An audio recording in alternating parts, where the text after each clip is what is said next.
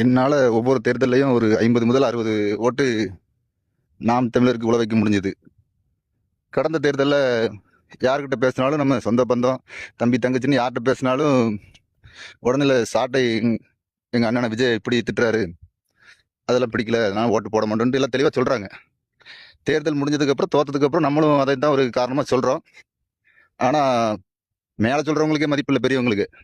இப்போ நம்மளை அவங்க மதிக்க போகிறதே இல்லை. மக்களுக்கு எது எரிச்சலாக இருக்குதோ அதே நம்ம தொடர்ந்து செய்யணுமா. அதை இவர் தான் சாட்டை துரைமுருகன்ட்ட சொன்னாராம். உங்களுக்கு எது எரிச்சலாக இருக்குது, நீங்கள் ஒரு 4 மாதத்துக்கு முன்னாடி பேசுனதை இப்போ சொன்னோம்னா எல்லாருக்கும் எரிச்சலாயிருது. அதாவது உங்களை பற்றி தவறாகவோ அவதூறாகவோ எதுவும் பேச வேண்டியதில்லை.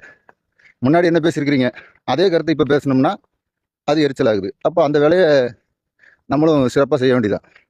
நம்ம மேலே ஒருத்தர் வழக்கு போடுறாருன்னு வைங்க, அவர் வீட்டுக்கு நம்ம போய் சாப்பிடுவோமா, இல்லை அவர் ஒரு இடத்துல சந்திச்சா கூட கண்டுக்க மாட்டோம். அவர் ஒரு பக்கம் போனால் நம்ம ஒரு பக்கம் போயிடுவோம்.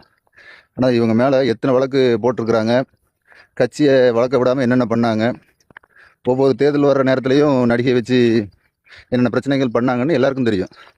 ஆனால் இன்னைக்கு அவங்களுக்கு ஒரு பிரச்சனைனா ஆளாக போய் நிற்கிறது எப்படி, எந்த விதத்தில் நியாயம்? அது மாண்புங்கிறீங்க, உறவுங்கிறீங்க, இப்போ கருத்து சுதந்திரம் பாதிக்கப்படக்கூடாதுன்னு பண்ணாருங்கிறீங்க.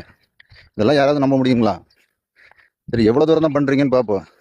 என்ன இன்னைக்கு அவங்களுக்கு பேசுறதுக்கு ஆள் இல்லை, அவங்க கூட இருந்தவங்க எல்லாம் போயிட்டாங்க. உங்களுக்கு நீங்கள் நல்லா பேசுவீங்கன்னு உங்களை எதிர்பார்க்குறாங்க. அப்படி தான். நான் அவங்களுக்கு ஆதரவாக தான் பேசணும்னா நீங்கள் தொடங்க இடமே அங்கே தான். நீங்கள் அங்கேயே இருந்திருக்கலாம், தீக்காவிலே இருந்திருக்கலாம். இன்னைக்கு இத்தனை தமிழ் மக்கள்கிட்ட மண் மலை மயில் குயில் எல்லாம் பேசிட்டுங்க இப்போ திருப்பி நீங்கள் அவங்களுக்கு சாதகமாக போகிறது அவ்வளோ நல்லதாக இல்லை. இந்த அரசியலை மாற்றி பயணிக்கணும். உங்கள் பக்கம் இருக்கிறவங்க நிறைய பேர் இழந்துட்டீங்க. இது தொடர்ந்தாலும் ஒன்றுமே இல்லாத நிற்க போகிறீங்க. வேணாலும் பாருங்கள். நன்றி.